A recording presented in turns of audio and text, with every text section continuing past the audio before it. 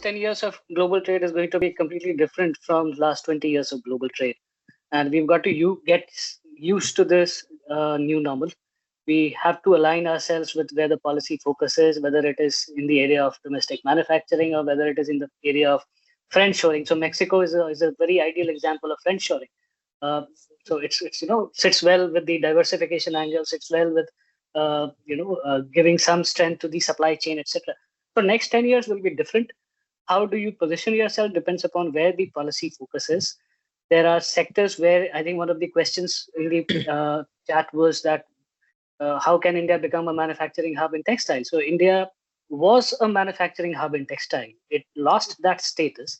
Now we are talking about how do we regain that status. That there are various things. Some of the things Shubda talked about. Policies need to talk to each other. Why can you have inverted duty structures in some of the let's say labor-rich industries like manufacturing, leather, etc. Why is it? It is something which is absolutely doable. It takes a lot of time to start and removing those departmental or ministerial frictions Silos. within the government. Somebody needs to have that clear view that this is where we need to go to.